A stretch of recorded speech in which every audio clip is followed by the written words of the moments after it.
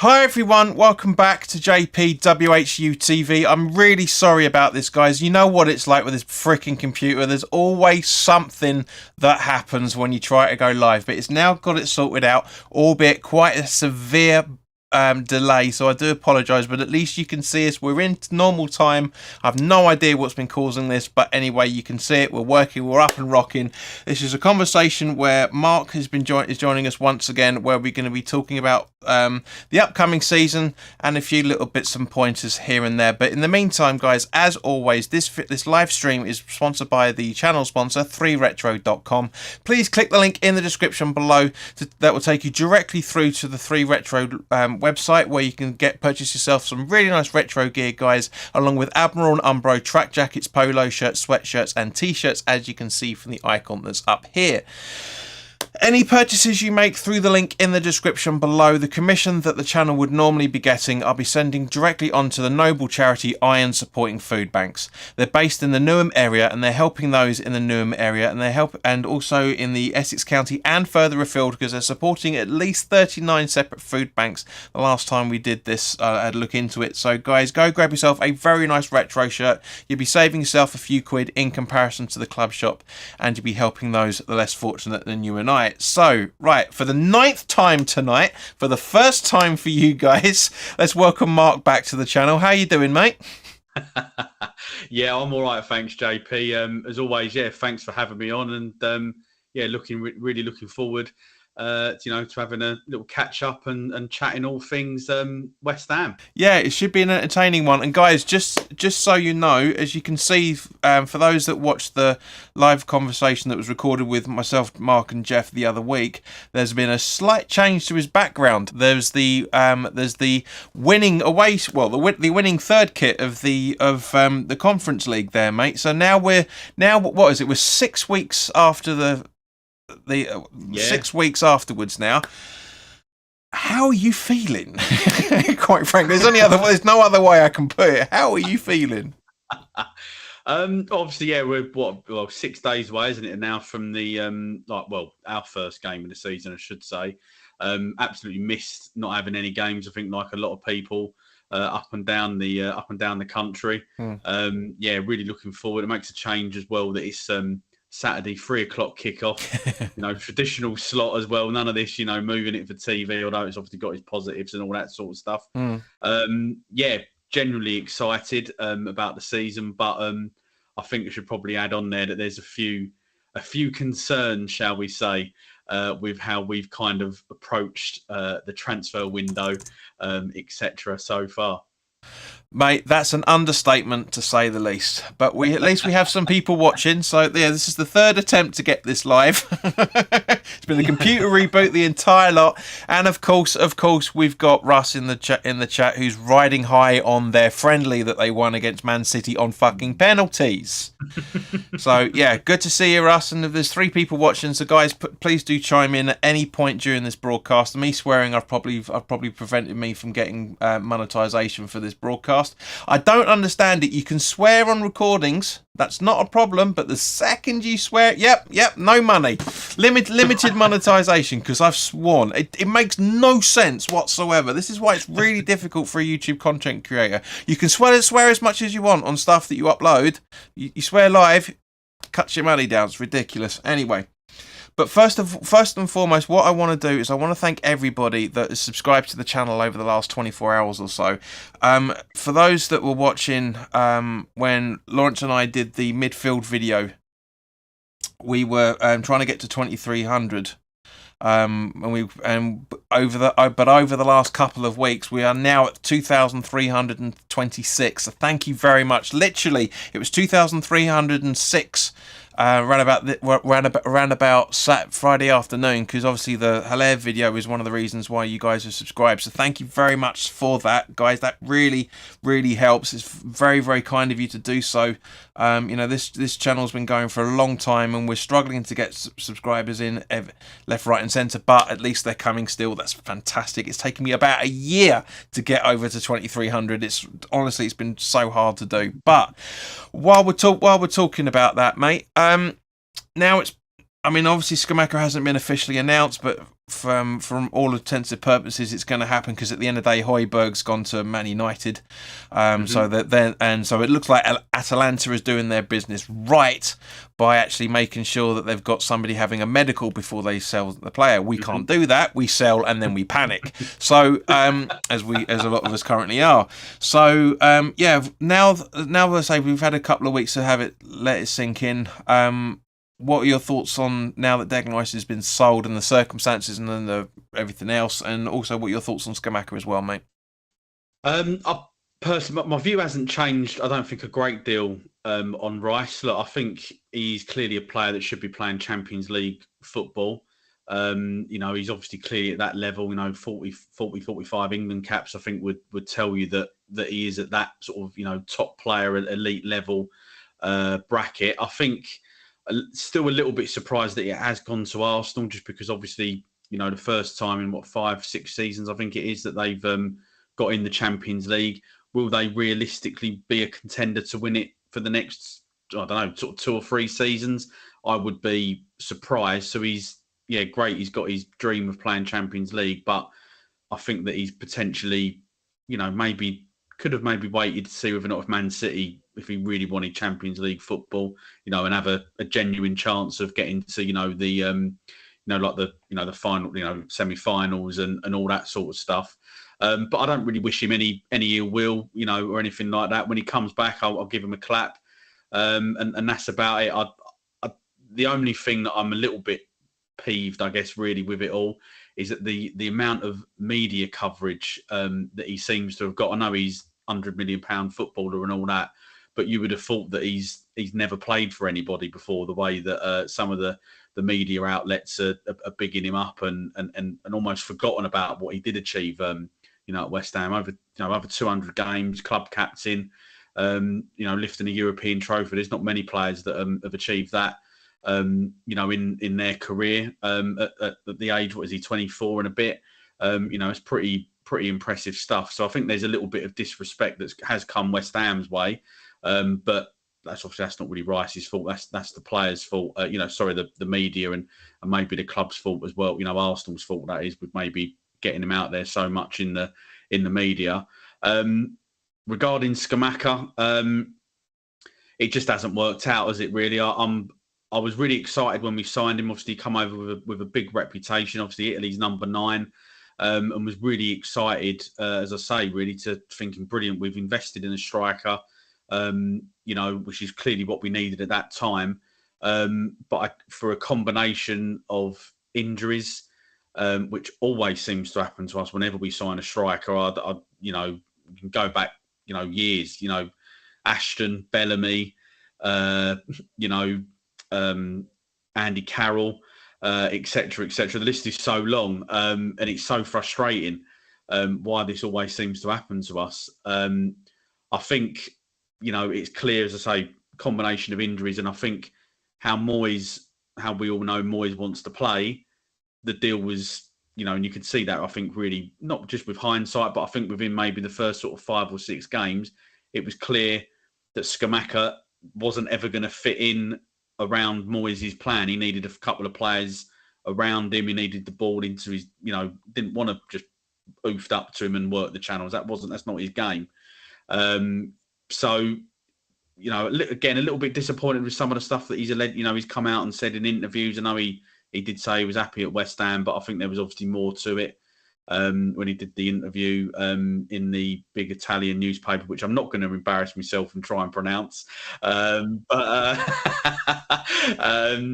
yeah, again, look, it's disappointing from our point of view, and I think really as a club as a whole, because if you think as well, we signed Haller. That was fairly obvious that he wasn't ever going to fit in our tactical plan initially under Pellegrini, and then that's partly really why Moyes got rid of him, because he didn't play him, because he wasn't his type of player. We've done it again, and really we just seem to be repeating the same mistakes time and time again. And really, I think that needs to be looked at internally. Why are we making those mistakes? Why aren't we actually signing a centre forward that, or 2 centre forwards? Because clearly having only one in your squad ain't never going to be enough. yeah, as I say, why are we signing players that don't actually fit our style of play? That's the one thing for me that I struggle to get my head round. Well, you see, the thing is that with Scamacca, I completely agree with you 100%. I mean, obviously, I've gone into the detail of with Declan Rice. One thing I did miss out when I did my video on yesterday was that there's a 10% sell-on clause built into it, Right. which, to be honest with you, mate, it's great sense. It really, really is great sense. Yeah. But it just proves how shit David Sullivan is at doing things, right? Because it just 10%. Okay, yeah, it's still going to be a few million that he's going to go for, whatever the million is. But 10% of that, at the very earliest, if he goes for 25 million, that means West Ham get a 2.5 million payment from him. It's nothing. It's absolutely nothing. It might as well not have been there. We didn't put a sell-on clause for Rice for some stupid reason. I personally think he's not gonna be at Arsenal for a long time. But you never know. And it's also quite arrogant from David Sullivan as well at the same point, because thinking, right, well, he's obviously couldn't make it at West Ham, he's not going to make it at Atalanta, so therefore we put a mediocre sell-on fee in there. It's just no, it just makes absolutely no sense. But you're right with everything else. I'm just going to jump around on the comments quickly. Dennis has made a really, really good point for a change. It's just literally saying, the injury aside, writing was on the wall for me when he got mugged off by Moyes on the touchline for 20 plus minutes against Villa at home. He was desperate to come on, then looked broken, sat on the steps. 100% agree. Completely agree with you, Dan, mate. That's exactly what that was the last of it, really, from that point of view. The complete last of it. Luke from the Three Hammers is in the chat. Welcome, mate. Said get a bed in for Balguin. Russ is having a bit of banter with him, saying, "Well, the Three Hammers, you pay the money we want, and I'll drive Balguin over myself." Luke says I'd pay 40 to 45 million for asking. You're asking. I think he's an excellent player. Totally agree with him. Said same was. This is what you're talking about with Declan Rice. Same was when Cole signed for Chelsea. The day he left, he got picked for England. It looks like Tommy's in. I think this is Ulster Ryan. I'm not 100% sure, but welcome anyway. Apparently, he's learning a lot after his 3 friendlies. Media nonsense again. Rice, but he said bet he scores 20 goals a season. Scamacca will 100%. He's going to go down the same route that Allaire went completely. And James decided an Auburn at Gink fits at the Antonio mould for him. Perfect. Fair enough. But yeah, it is. Just, I said when Lawrence and I did the forwards video, I said having 4 forwards at the moment was the best move that West Ham can do. And then of course, David Sullivan smells a few quid, and he makes sure that. I mean, I get it. I mean, there was talk behind the scenes that apparently once the bid came in, Scamacca said, "I want to leave, please." And it's fair enough from that point of view. Yes, he gets his. He gets his loyalty bonus for completing the whole year with the club, and then he gets sold on. And it's a great opportunity for him. He clearly wasn't working out. He clearly was unhappy for especially during the season. He's looked relatively happy from the pre-season games that we've watched, which we'll come on to in a minute.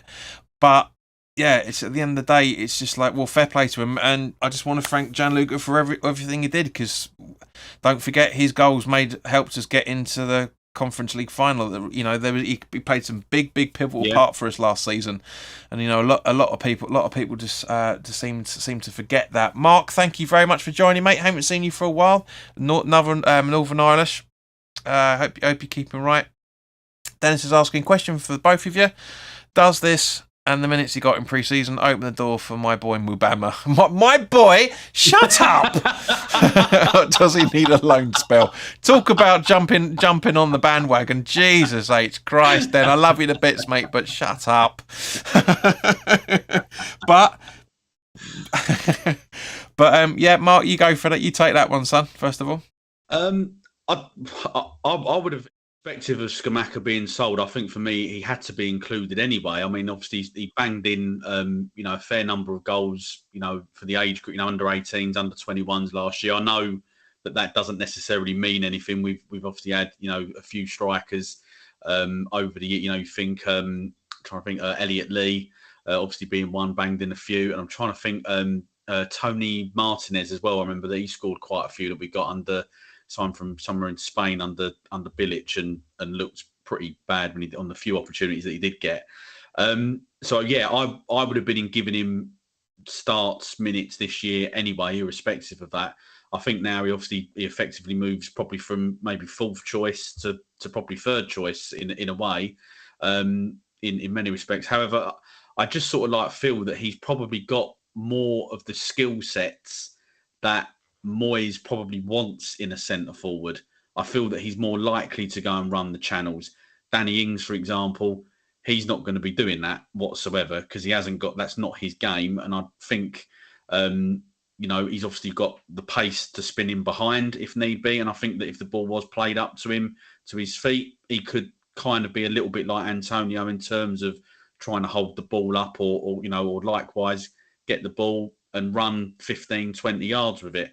So for me, I think it's a no-brainer. We've seen he's got good movement in the box. I think we've seen that in a couple of the goals that he scored in the pre-season games, especially the header that he scored against Tottenham. That was good movement, good instinct from a centre forward, which is obviously what you want to see.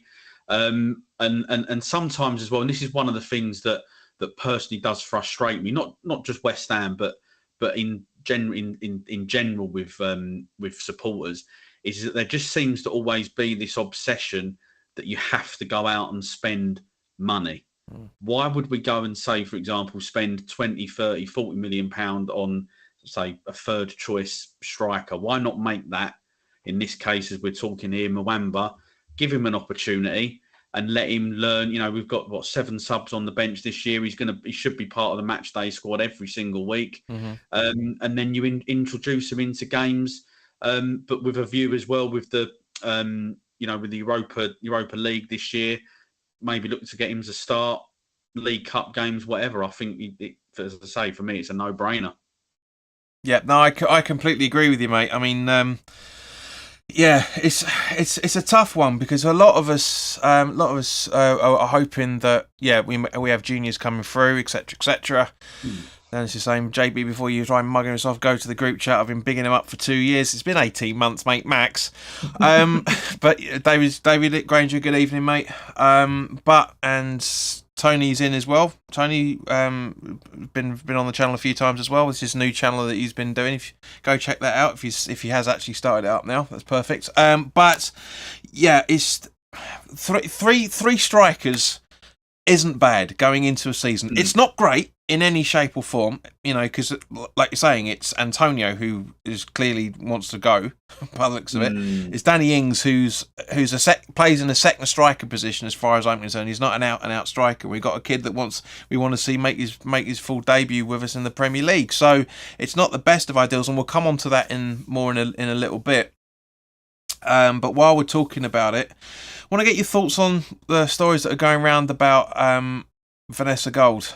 Because obviously with the website they confirmed that she's now on the board, and it was a very PR driven but very quite touching piece that she put up, saying that basically she's going to be she wants to make sure that she follows in her dad's footsteps. And to Luke, if you're still here, mate, going back to what you were saying on Three Hammers TV earlier today about does this sort out his David Gold's shares? Are they no longer in probate? I would think, given the length of time that it's happened, I would assume, I'm not legally minded in any shape or form, but I think she's inherited those shares, and then likewise from there, that's why she's on the board. I mean, she may have purchased her other. We'll find out in the coming weeks and months, of course. But I would assume that for everything that's been talking about, because the probate conversation has totally died recently. You'll notice from people that actually know what's going on, rather than idiots on Twitter trying to get followers. Basically, just saying that as a result of it, yeah, I think it's a good idea that's happened. Do you feel that this could be the floodgates that will open for a possible sale, or can you not see that for another year or so? First of all, I agree with what you were saying there about I think it's a natural progression that Vanessa Gold has obviously now come onto the board. It makes perfect sense. I sort of always assumed that would happen anyway. Probably not. Maybe I'm not sure how involved she is with the other businesses, obviously that they've got over the years. She's more active in that rather than maybe being as interested maybe in football as what her sister was. But I think for me, from that point of view, it makes perfect sense that they've done it. And I guess for a club that has got the reputation and is kind of like traditionally a family club, again, it makes perfect sense. Regarding the sale, I remember this is again looking at people on Twitter again, really. Obviously we had the deadline, didn't we? That's obviously been and gone March 2023. That once Sullivan sold, he wouldn't get and Gold, of course, wouldn't get that penalty clause. And I think Correct. people just automatically assumed that whatever that date was, that was going to be it. That he was just going to sell it like that, which I'm still struggling to understand really why people, apart from obviously being idiotic, why they thought that really. Well, it's just to interject, Mark. The reason why, because everybody was hopeful that they were going to leave the club as quickly as possible. That was it. Yeah, which I understand, but I mean, knowing what they're canny businessmen, they wouldn't just get out because at the end of the day, unfortunately, irrespective of how much they say they're fans of West Ham, ultimately they're business people. Yeah. So they're going to would want to sell the club clearly at its highest selling value. Has it got to that? Probably in this current economic climate, it probably hasn't. So for me, I think we're probably about a year at least away from it going.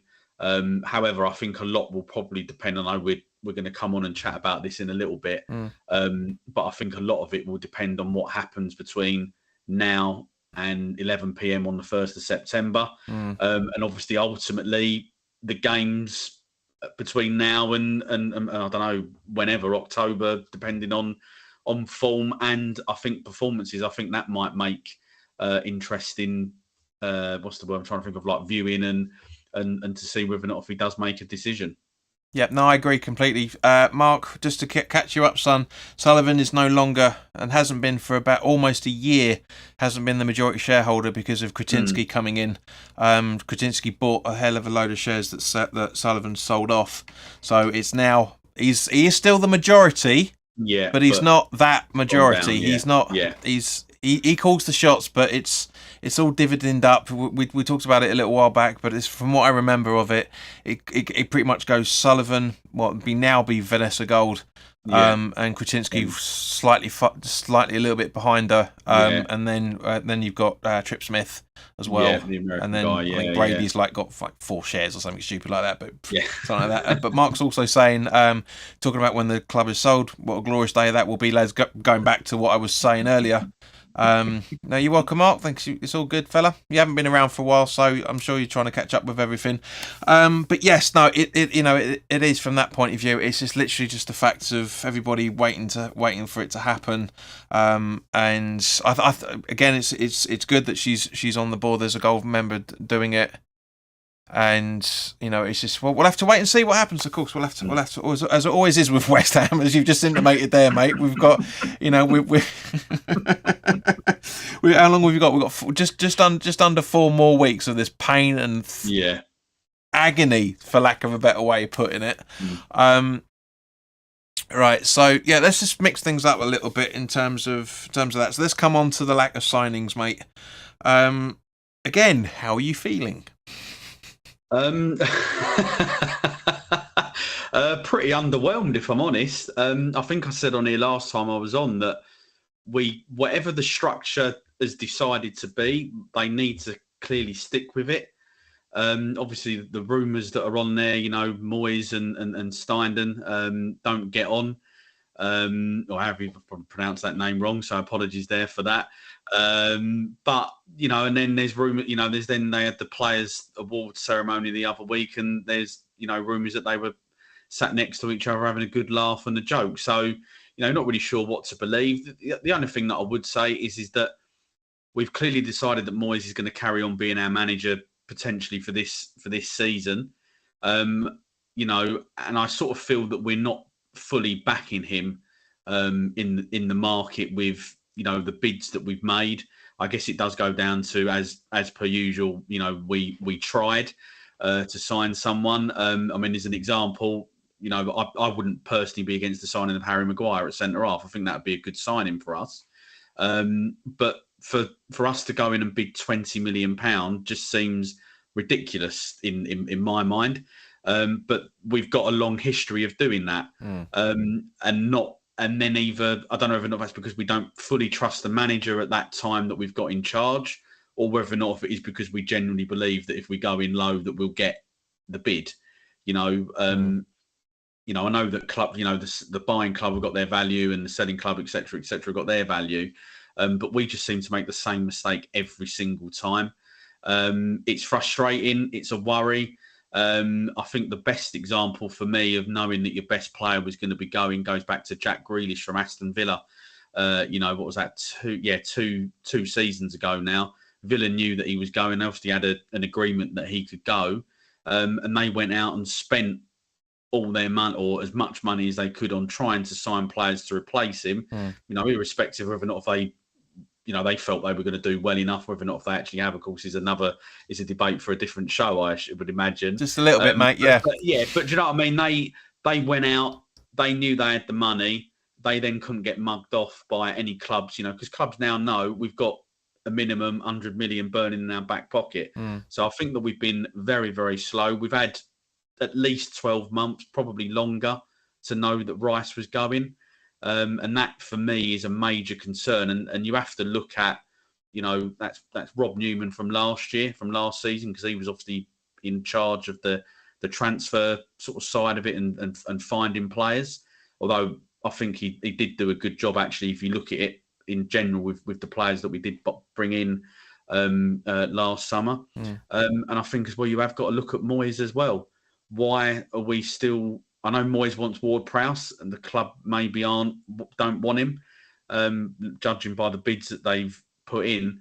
But I just find it strange, as we said at the start, you know, we're 5-6 days away from now the start of the season. We should have at least one new central midfield player in our squad, minimum of one. You probably need two to replace Rice. Completely agree. I mean, with Villa, using that as an example, it goes back to what I was saying about Atalanta and how they've been doing their business. They had the majority of their bids accepted for the players that they bought in before it was announced that Grealish was going. Yeah. So they played the smart game. They really, really did. And unfortunately, Tony, no, it wasn't a trick question. And no, our transfer business doesn't look great. It looks piss poor. That's the best way to put it. Mark makes a good point. The targets are decent players, but the wages will be high, and they're all knocking on a bit. 100% agree. Now, this is the problem with this, because I can understand both points of view. You know, and I think Lawrence and I touched on it on the Forwards video early in the week.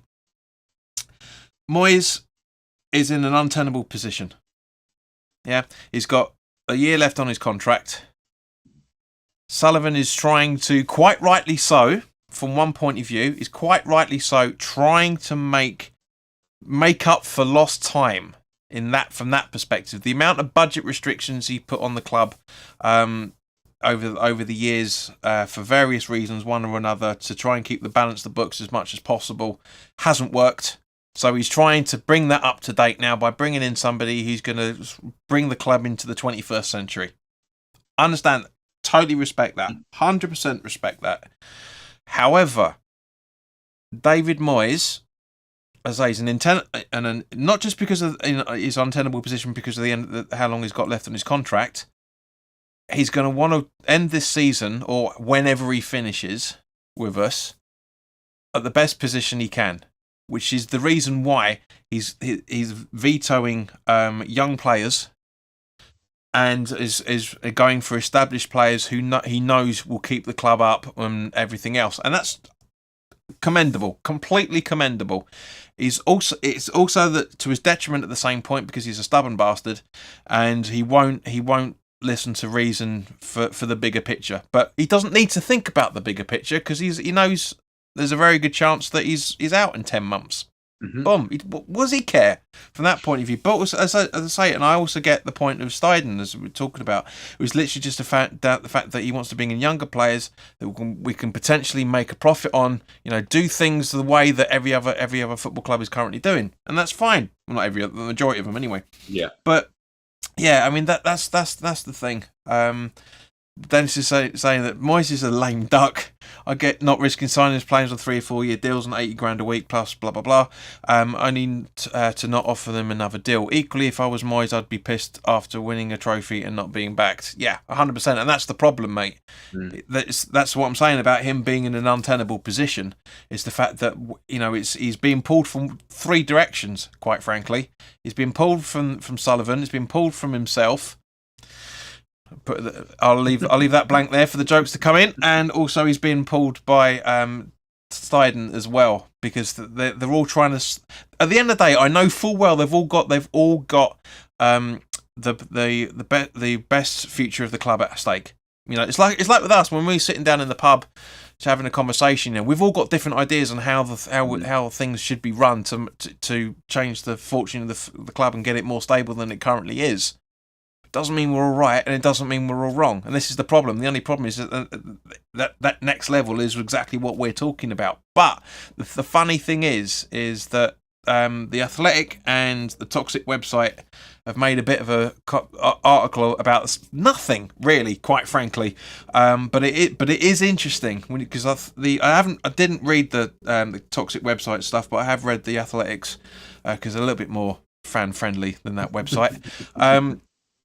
Well, they basically West Ham have gone on of somehow it's been leaked that transferroom.com is now listing West Ham on there. For those that don't, I mean, I never heard about it until I read the Athletic article, to be fair.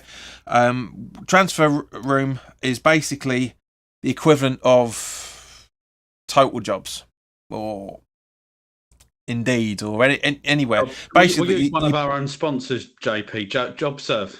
Exactly right. JobServe, perfect. Let's keep it topical. Yeah, yeah. Nice to see you keeping in the same century, mate. That's good. But yeah, no, it is. It's exactly that. They basically offer a service for loads of clubs. I mean, their animation on their website shows that there's Man City, there's Brighton listed, there's loads of other clubs in Europe as well that basically use their services. And the thing is that one of the reasons why £20 million bids have been going in is the fact that apparently, according to the Athletic, I'm sure that they've got it absolutely spot on, is that they are advertising for 7 positions: left back, centre back, defensive midfielder, centre mid, striker, winger, doesn't say left or right, just says winger, and a number 10. Now, as you'll remember, when I was saying when did the video the other week with you and Jeff, where I was saying about the amount of money that we had available before the Declan Rice money comes in, I wasn't that far off. I said about 130 to 160 million pound, give or take. Apparently they're listing 7 positions at 20 million quid each, so 140 pounds. So I wasn't that far off. Yeah.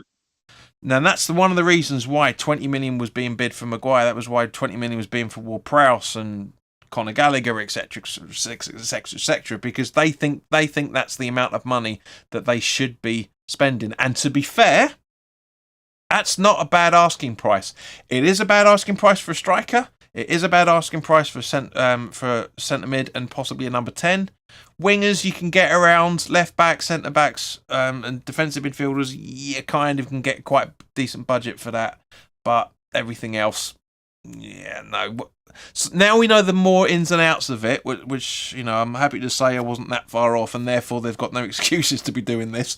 Because as I said at the time, if I can figure this out, I'm sure other people can, and to a degree, I was being proven right. So, 7 positions for 20 million apiece, mate. Do you think that's likely? We'll be lucky if we sign one player at the way that we're going at the minute in the market. I'm like you. I must admit, I'd not heard of Transfer Market before, so I certainly found the Athletic article quite interesting, actually, and giving a bit more of an overview of maybe what we were looking for. to be fair, 7 players. I'm not saying we would get all 7, but that's quite a big overhaul of a squad. In terms of trying to integrate players into the starting 11 or the squad as a whole. And obviously we had a similar number last year, and it did take I think it's fair to say some time really for all those players to gel in and all of that. I mean, again, I agree with what you're saying. I think that there are a couple of those positions in there that I think is realistically to say £20 million for, say a left back, for example, especially probably in the sort of the quality, I guess, if maybe that's the right way of saying it, of quality of player that we're looking at, is probably about right.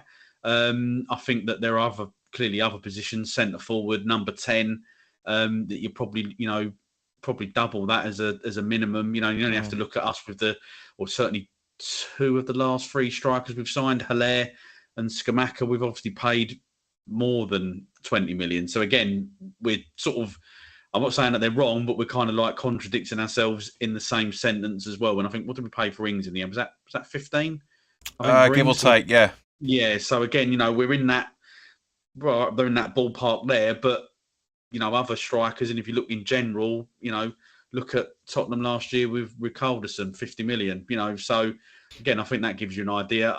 It seems like a good idea to try and advertise for players, especially if we're struggling with our behind the scenes scouting network, which obviously seems to have been pretty poor for a number of years. If this is going to be an easier way of trying to identify players, then yeah, great, go for it. But I think they've got those asking prices wrong in some of those key areas, definitely. Just going to jump into the chat because there's a lot of comments coming up recently, which is good because we've got 25 people watching. Thank you very much, guys. 12 likes as a result of it, so there's now 28. So yeah, for those 3 new people that have joined over the last few seconds, please hit the like button. And if you enjoy any of those 28, because there's some new people coming in, which is brilliant. So by all means, guys, please subscribe if you are enjoying what we're talking about, because hopefully this will be more of a regular basis, because I used to do this quite a lot when I first started the channel up, and now I've got the technology to do it properly again. Well, relatively properly anyway, for those that have been keeping an eye on the last hour or so of what was been going on. But anyway, Russ says you have Europa League football this season. There needs to be a balance between side and proven players and players with potential. 100%. Mark says if he keeps us up and gets us offered an extension to his contract, he's going to have the oldest squad in the league. Quite a few must be surely in their last season already. Oggy, Cresswell, for example. We'll come on to that in a little bit, Mark, but you're not that far off, mate. Then says equally, if Moyes is really against signing Fofana, that is inexcusable. Okay. Dennis is also saying, keeping politics out of this, please, mate. But I can see your point on that. He can't help himself. Tony's saying, totally agree with your comments, JP. We need young blood to help the club move forward, but we also need experience to get the best balance. So let's hope they do the right thing. Yeah, but you see, the thing is, like I'm saying, is they're all identifying positions we've been talking about for a long, long time. So I'm really happy that they're seeing what we're seeing, and Sullivan's been seeing what we've been seeing, because otherwise Dyden wouldn't have come in. It's so I'm loving it. I will praise people for making the right decisions, and I'll criticise people for not. But with Sullivan, you've got to give him his props. It's just the way he's doing it is fucking everything up. It's too late once again. Gary says, can't let Moyes buy players who have no selling price and overpriced. 100%.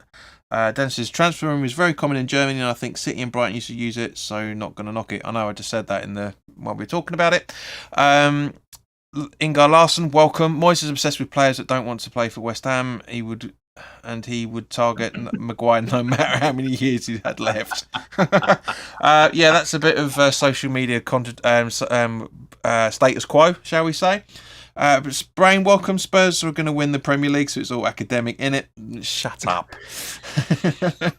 He's a good bloke. He's been with us a good couple of seasons now, that Brain. He's a good laugh. He's a good lad. One of the few decent Spurs supporters, to be fair.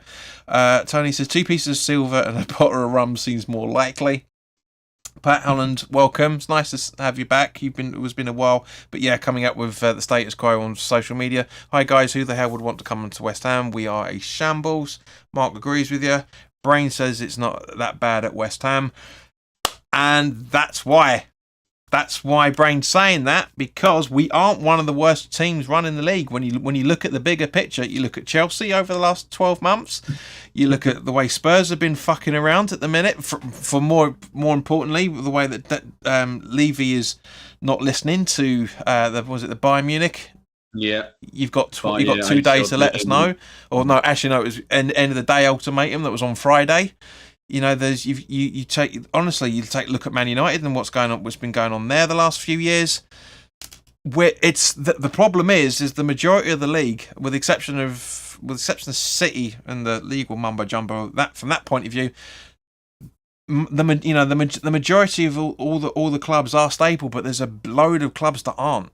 I mean, I'm sure if you spoke to a Burnley fan, they'll be riding high, but they're saying, that this is happening, that's happening, blah, blah, blah. Sheffield Wednesday, Fulham fans. Fulham, the most expensive season ticket in the entire freaking league. They've only been back a bloody season. Do you know what I mean? It's everybody. It's because we're only focusing on what we're seeing. We're ignoring the bigger picture, and that's the problem. When you're coming out with pap like that, you've got to actually say, you've got to say, no, come on. You've got to have a bit of realism, because there are a lot of badly run clubs out there at the minute. Guys, thank you very much. We're 2,329 subscribers. Thank you very much. There's 3 people already. And just to put it up there, thank you very much for subscribing, Paul Clark. Much appreciated, mate. But Mark's saying it's much worse still. But Mark is also saying Sullivan is probably watching. I doubt it, mate, because he's done fuck all what I've recommended over the last 6 years. Gary's Cray, welcome, mate. No good striker will come way they play. Hang on, no good striker will come the way they have to play because of Moyes football. I think that's what he's saying. I have to put a few words in there to make it a bit more sense. David Truelock, welcome. Don't matter who we buy, Moyes gets the worst out of them. That, mate, come on. That's I get it, but you look at Bowen. He's done the world of good. Yes, all right, he was one of the best players in the Championship that season, which is why we got him on deadline day in the January. But still, he's really, really kicked on. There's Paquetá's really kicked on. There's an argument to say that that Scamacca was towards the end before he got before his knee injury surgery, and also likewise Aguerd. So I get it. I understand why people say it, but again, you've got to look at the bigger picture. Brain saying, let's see where it's all heading after 5 matches. Yeah, mate. I'll be very surprised if you guys. No, I'm not. Yeah, I'll be very surprised if you guys finish above us. To be fair, I'll be very surprised at that, the way things are going. But yeah, so it is. It's so coming on to that, of course. We've hinted at it a couple of times. This really genuinely surprised me to read that Aaron Cresswell has been refusing to train to try and push a move through to Wolves. He doesn't strike me as that sort of character. He genuinely doesn't. He's yes, okay. He's been with the club 9 years and all the rest of it. Thank you, guys. 2,330, much appreciated. Thank you, really seriously. Thank you very much. See, I told you these things were a good idea, Mark.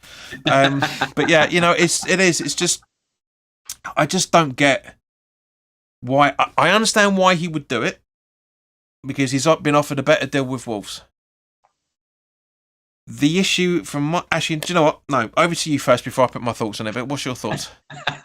You're only going to say pretty much the same thing I'm going to say anyway, I reckon. But I just want to hear what you say. I imagine that we do. I mean, I agree with what the intro there that you said about that he doesn't come across as being that sort of character, at all. I was really surprised actually to hear that was the case. I sort of hoped first of all actually that it was going to be, just someone, as we've hinted at already, that it was like a clickbait type of thing, over on the Twitter community to try and get people, to and drum up a little bit of negativity. Fair. I understand if he wants to go to a degree. Obviously, last year, certainly in the second half of last season, he wasn't first choice.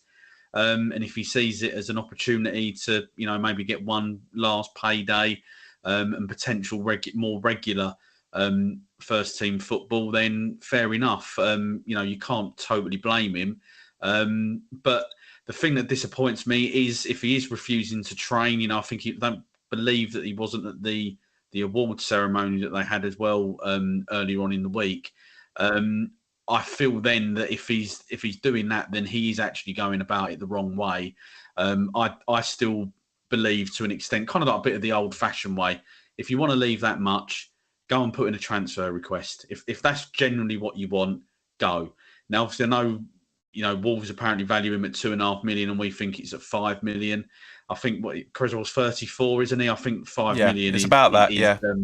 is wishful thinking on our behalf, I think, and we need to get that price down to make it a bit more realistic. But I'm disappointed in Cresswell because he has actually been a really good player for us. Hammer of the year over his time.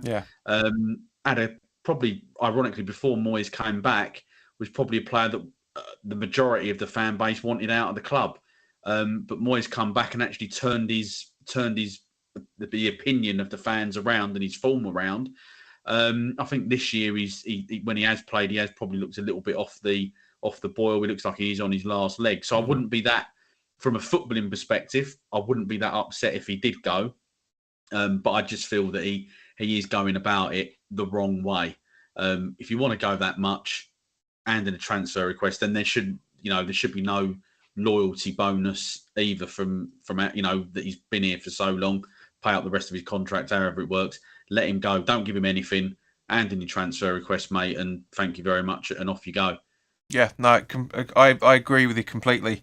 I think the only reason why he's doing that is because we haven't got a replacement for him. It's as simple as that. Yeah. It's as simple as that. It's look, I want to go. Just let me go as soon as possible. Scamacca's gone. Do you know what I mean? So it was just kind of like, I get it. I understand. I don't agree with why he's doing it, but you're absolutely right. He wasn't at the Players' Awards from what we've been reading over the last few days. So yeah, it just shocks me. It really, really does shock me. Yes, he's been on his dying legs the last season or so, but yeah, he can do it every now and again. His free kicks have always been fantastic. His corners, on the very rare occasion that he's been able to take a corner, he's been brilliant at it. It will be a shame to see him go. Yes, I do agree that we're pricing him too high. If we can get 2.5 million plus $1 million or so on add-ons, I think Sullivan will take it. To be fair, I really think he will. The only thing that does worry me, and I'm pretty sure I've said this before on here. Obviously, we've lost Noble, we've lost Rice. Now it looks like we're potentially losing Cresswell. We're losing a lot of experience and voices in that changing room.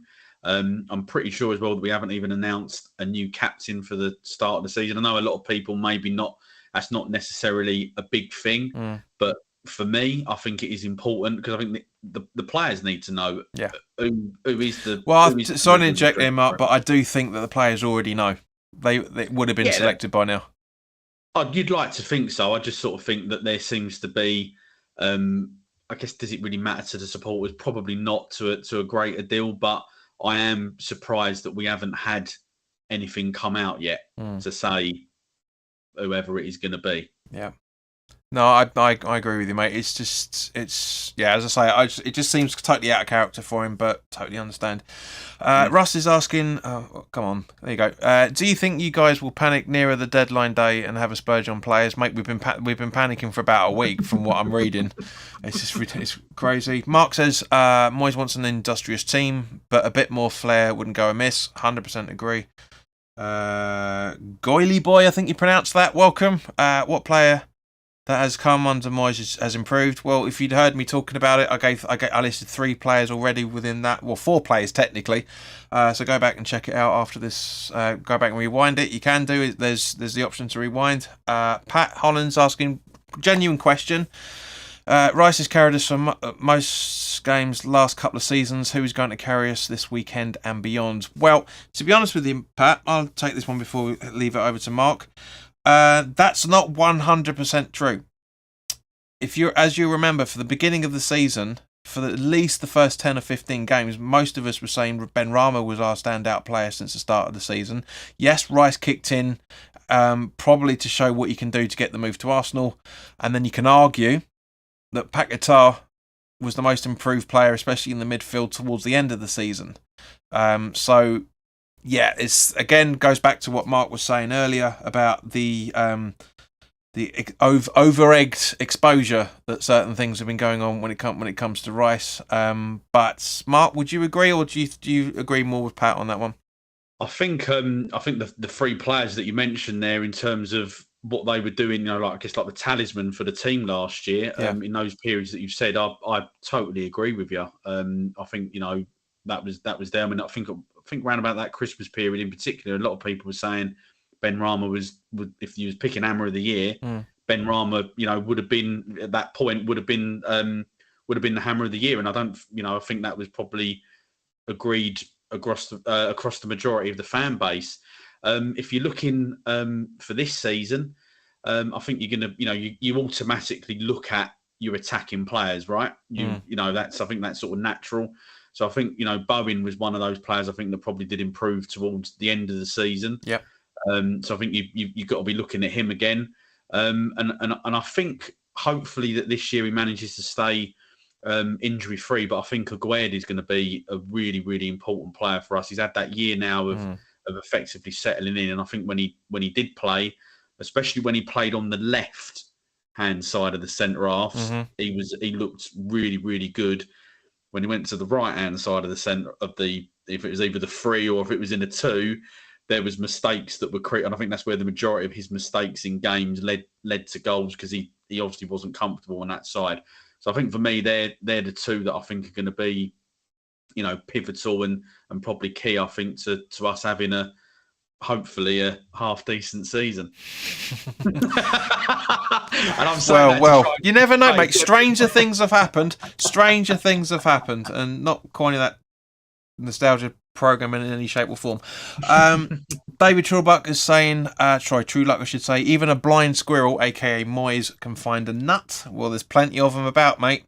Dennis says, compare Cress's conduct to how Dawson handled the situation in far more emotional circumstances. Spot on, Den. Spot on, mate. 100% agree. Mark says maybe he's hoping Maguire will be captain. Give me strength. Well, that's what rumour is. Mark's been around since the COVID days, and he's got a very, very good sense of humour, but it doesn't really come across a lot very well in that. But yeah, anybody knows he's joking with that one. And Brain's saying is that he rates Aguerd, and you're absolutely right. It's definitely gonna be Zuma on the right hand side, and then it's going to be Aguerd on the left, because Hunt, totally right. We've got a new question in from a new viewer. Welcome, it's nice to see you guys. Can Moyes improve the team without buying some players? No, unfortunately, because we're lacking several options. Unfortunately, Mark, would you agree on that one? Yeah, I think so. I think with Moyes, he's more of a manager, in that traditional sense of a manager. Whereas if you look at, say, you've got to say, because he's probably the best coach in the game, is Guardiola. Do you know what I mean? And obviously he's lucky, not lucky, but he's there with the best players anyway. But I think everyone can see the improvement in a lot of the players since he's come in. So yeah, I don't think Moyes could improve players necessarily. Yeah, I mean he can to a certain degree, but yeah, he has a glass ceiling like everybody does, and it's it's a shame, because I do actually quite rate Moyes. I know everybody says he's a bit more flashier than Allardyce, blah blah blah blah blah, but he's got it in him. It's just the fact, football changes all the time, and literally the start of a season can be completely different to how the season ends in styles and tactics and all the rest of it. So yeah, he needs to catch himself up from that point of view. Okay, so the elephant in the room. Pre-season. Now, everybody knows my take on pre-season. Mark, what are your thoughts on how pre-season's gone? Yeah, I don't really buy into the fact that you need to win every game or anything like that. Obviously, clearly, it's nice to win the games. You don't want to be, getting beaten every week, because that's probably the worst thing that can happen. But yeah, we've had some decent results. We've had some. Obviously, clearly, we had a very, very poor result on Saturday. And that is a bit of a concern, especially I feel with. As I say, I haven't got necessarily a problem with losing in pre-season, but I just feel that some of the goals that we conceded was a cause for concern. And I understand if people shared that viewpoint, because, that was just too easy. And if you think as well that Leverkusen, I think their league starts a week or two after ours as well, that they just looked, you actually would have thought it was the other way round.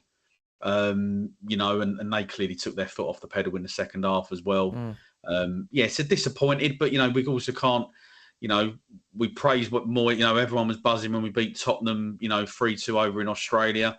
Credit was given there. I think that there does need to be a little bit of stick given, but for me, it's more about that first game on Saturday. Let's see how we start then. If we're still defending the same way, then that's a different story, and I think you've then got to start questioning a few things a little bit more to have a better understanding. But we all know, bloody hell, we won all, 5-6 games under Avram Grant and got relegated. So I wouldn't read too much into it. As I say, some good performances, some poor ones, good results. Clearly, a couple of poor results in there as well. You can argue, as I agree with you 100%, mate. I've always said that pre-season is for fitness and that's it. Yeah. But at the same point, going back to the Boreham Wood game, for example, I have a big issue when a player's running at goal, strikes it 12, 13, 16, 17 yards out, and your defender is turning his back on the ball. Ogbonna does it. Aguerd did it against Boreham Wood. I mean, everybody does it. You see it. But that's what you're paid for. You're paid to block the freaking ball.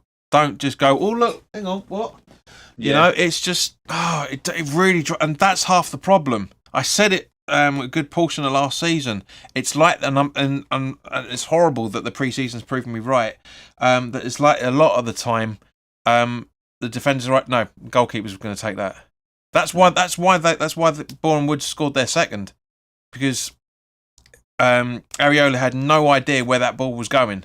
Absolutely no idea whether, because he the reason why he went to the right to the left hand side from his point of view was because he thought that's where the ball was going to be heading, which was the natural course of it, but it wasn't, because it clipped round. I think he might have taken the clip off of Aguerd, who knows, but that really does wind me up with that. But yeah, you got the spot, hit the nail on the head there, mate. Yeah, we won every single pre-season game and got relegated under Grant, and you can argue that the side we had then is better than we've got now from certain points of view. But at the same point, I totally understand why everyone's been really negative about it, because the midfield is looking shocking. It really is looking very, very leaderless, as we were hinting at earlier. Yeah. And there's a lot of criticism being stakes put at Souček's, because it's easy to do. But at the same point, as I say, some of them, Souček's not actually been the main culprit in that. Yes, he may have started some of it, but at the same point, as I say, some of the defending's been absolutely woeful. Yeah. And Charles is probably going to hate me for saying this, because he always has a go at me when I say it, but we can't defend, we can't attack, we've got no midfield. What the fuck are we going to do? And he doesn't like it when I say it, but I've got a funny feeling he may agree with me this season, the way things are going at the minute. But again, I do think that we do have enough, but we need more to make sure we've got enough. That's the issue with it here. Tuaya is asking, are we set for the Premier League? See our previous answer of what you were saying beforehand, mate. I'm afraid, because it's exactly the same thing. Mark saying Hunt by Steedman's 11. I'm exaggerating. Yes, just a little bit, mate. Yeah. Pat says, Soufal, Zuma, Ogi too slow. We haven't replaced Rice, and we don't have a reliable striker. Equals, I'm worried. Yes, mate. Soufal, I think, gets a lot of criticism unjustifiably. From one point of view, I understand the reasons why you say it, Pat, before you start typing away in the chat. But at the same point, he does have legs on him.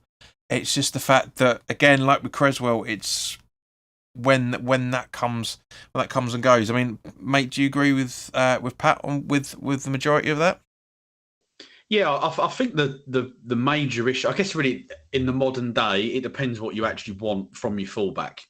For me, I want my fullback first and foremost to be able to defend. Yep. That's what I've always wanted, and I'm probably never going to change my viewpoint on that. He does get forward, and at times he is good at getting forward, um, but I think his crossing at times does leave a lot to be desired. It's not that great. So as I say, it ultimately depends what you want. Do you want someone who's solid defensively, or do you want a fullback that's going to fly forward but leave gaps behind him?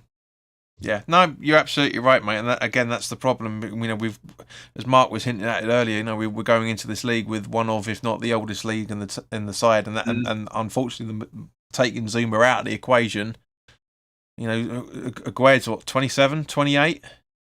Think about that, yeah. You know, Cresswell's obviously 30, he's like 32, 33 now.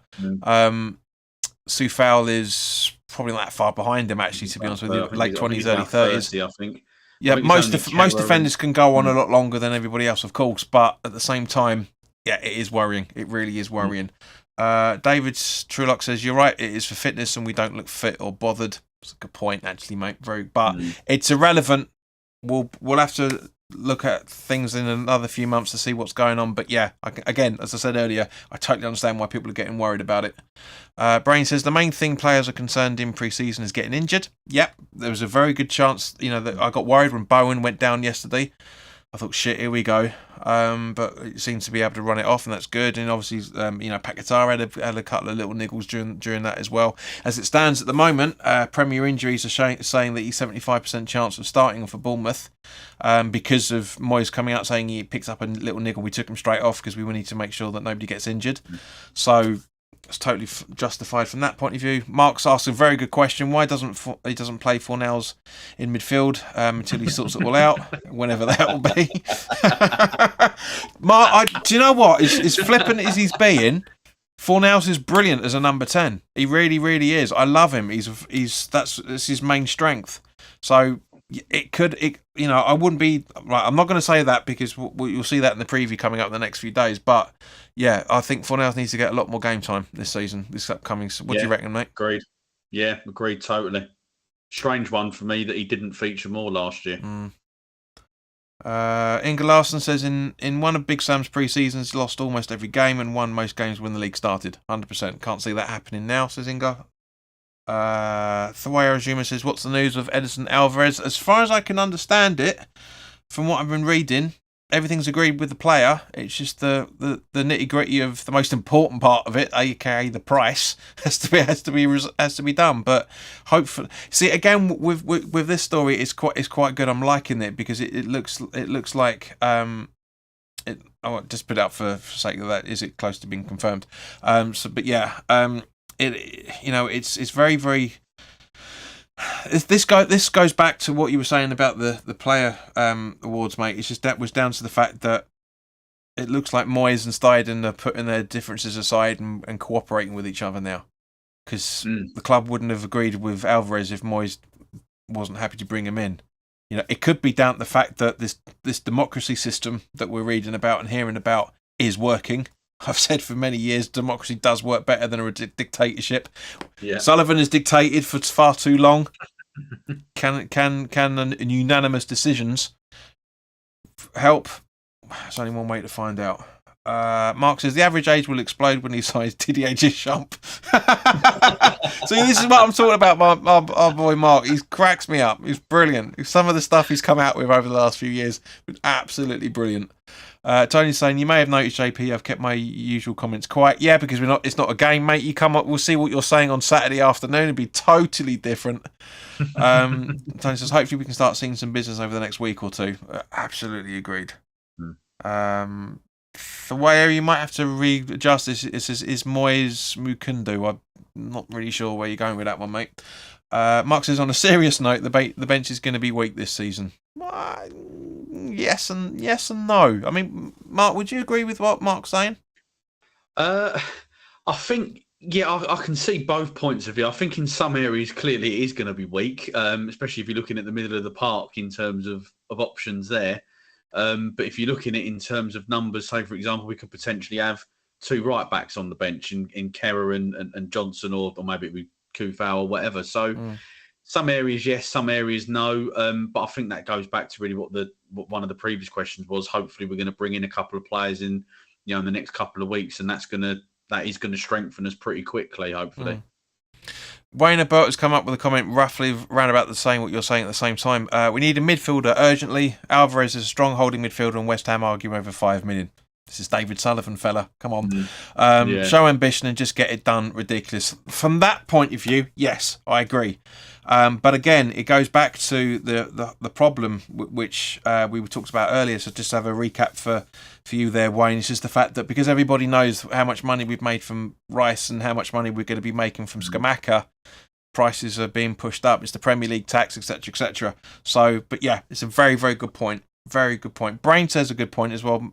Fornals is a good impact sub. He is 100%, but he also is good when he starts as well. Because you notice towards the end of the season when Fornals was playing, especially in the Europa League games, we were playing better football. It was impactful. I'm not saying he was the sole cause of it, but it's a coincidence to say the least that he starts and we start going at teams left, right, and centre. Pat says, hearing a rumour from my La Club or LA Club, maybe Real Betis, I'm guessing La Club, is that they want Pablo. Yeah, that's been rumoured for a fair bit, but I haven't heard anything from anybody that knows anything to say they're looking at him, but doesn't mean that anything else is coming in. But we've got 4 weeks to find out.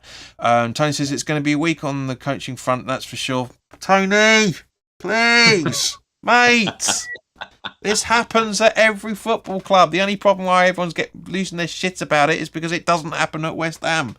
But yeah, coaches come and go. We've still got people in there. Yes, all right. Over the last 2 seasons, we've lost 3 coaches, but that's it. That's it. People come in and get replaced. Relax.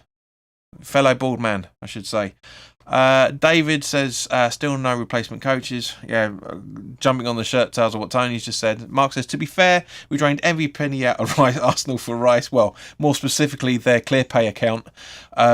So that should cover the inflated prices. Where are we? Thawir says, Moyes is a very... Mukundo means he can manage. Cool, thank you. He's a very good manager by the sounds of it. Tony says, if you haven't already hit the like button, people, thank you very much, mate. Mark says, I'd be happy with James Ward-Prowse, but we need a good defensive midfield in there with him. 100%. Right. It's gone on for a little bit longer than it should have done, for more reasons than one. But the last thing we're going to talk about, mate, well, combining the two together. Potentially. Yeah, exactly. Yeah, keep the worst till last, mate, believe me. First of all, your hopes for the coming season, mate. Where do you hope that we finish? I think if the window was to shut tomorrow and we was to go in with the squad as it currently is, I think it's roughly would be about where we finished last year. If the window was shutting tomorrow, I think if we can get a couple of players in, then I think that does give me optimism that we could potentially get top 10. I don't think that's beyond us. The reason that I'm saying that is because I am just a little bit concerned with that middle of the midfield area. Yeah. I think we've got a couple of players in there. Obviously, we all know that. I mean, I feel a bit sorry for Souček. He gets a lot of stick because he's not a passing footballer. He never is going to be. He never is going to be. Either at Box, brilliant, fantastic player, but I think he's obviously had his role was tweaked last year. Yeah.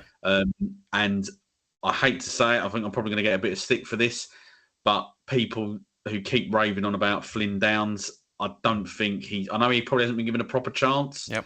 But when he has played, I'm not convinced that he is, the answer. So that concerns me if they're going to be 2 of the 3 starting midfield, assuming we go sort of 4-3-2-1 type tactic, or even just two in the middle of the midfield, whatever. So I think if we sign a couple of players, I think realistically we could look. I think top 10 should be the target. So sort of 11th, 12th, maybe potentially. I think would probably be right with a view to getting into that top 10. But that I think for me just depends on whether or not we're going to make a couple of signings. Well, probably 3 or 4 signings. I think, to be honest with you. Mark's saying, agree with Mark, but we're flirting with relegation as we speak. Yeah, Mark's just kind of said that comment came in just as you started off with the speech there. But yeah, no, I agree with you, mate. I've got a lot of time for Flynn Downs. I really quite like him. However, one of the reasons why I like him is because from the limited appearances he's made, you can see. But at the same point, I was the only person that was banging the drum for 4 nails before everybody else realised that Chelsea away game, where we beat it with David Martin's debut. I've been saying it all season. It was like, you don't know what you talk about. He's crap. Blah blah blah blah blah. And everybody loved him from that day when he didn't do anything different. And I see the same to a degree. I see the same potential in Downs. I get what you mean, but at the same point, we have to give him a better run out than the 11, 12 appearances in all competitions he did last season, something like that. But yeah, is he the answer? Is he the Rice replacement? 100% no. Is he the Souček replacement? I kind of think he is. From a defensive midfield position point of view, I think he is. But yeah, he's not the ferret in the box sort of idea that you were talking about. But again, we'll have to wait and see. Wayne totally agrees with you about Flynn Downs, which is perfectly fine. Russ says you guys have just about had enough to juggle with the Conference League and the Premier League. You have no chance if you don't invest quickly. 100% right, Mark. Sorry, Russ. Even completely agree with you, mate.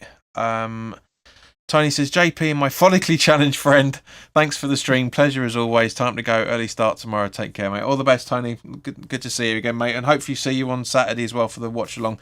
And yeah, brings us quite nicely round to the last subject. What are your thoughts as it stands at the moment, mate, going into the Bournemouth away game on Saturday? Well, I'm fully expecting to see Moyes ball. About 25% of the possession like we had against Bournemouth last year, and come away with a win. I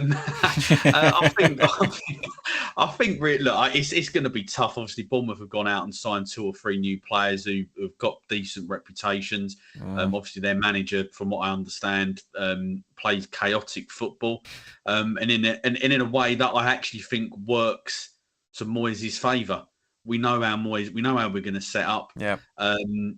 So despite me saying I feel that we might struggle this year, I am quietly confident that we will nick this, probably 2-0, 2-1. I think something like that for me.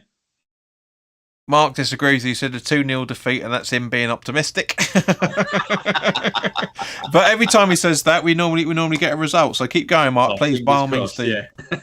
But yeah, no, I get it from both points of view. I can see goals in it. It's just that lack of stability in the midfield that we've touched on in terms of players actually playing with each other and for each other. Do you know what I mean? It's very much. Yeah. Well, we'll have to wait and see. It is worried, and this is one. I must admit, I haven't been this worried for a long time. Going into a season, normally I'm like, okay, to see what happens, and then we start panicking November, December time as usual. But just but yeah, it's just I'm not optimistic. I really, really am not, but. We'll see. The preview will be coming out on Thursday for that, guys. So keep your eyes peeled. Last shout for the comments before we wrap this up. Cannot see us getting anything out of this game, unfortunately, says Pat. David says a board draw. Brain says a draw as well, and Russ says a draw as well. So yeah, we're gonna have a great afternoon on Saturday. Fantastic. But guys, thank you very, very much for your time. It's been brilliant to have you along for the conversation. Hopefully, me and Mark will be able to do this on a more regular basis. Just to bring up Ungar's last one. Bournemouth scores 1-0 after half an hour, and Moyes goes to back 5 to protect the goal difference, mate. Slight spoilers, but we're going to start with a back 5, I reckon. But yeah, thank you very much for your time, guys. And as I say, thank you to everybody that stuck with us watching this broadcast.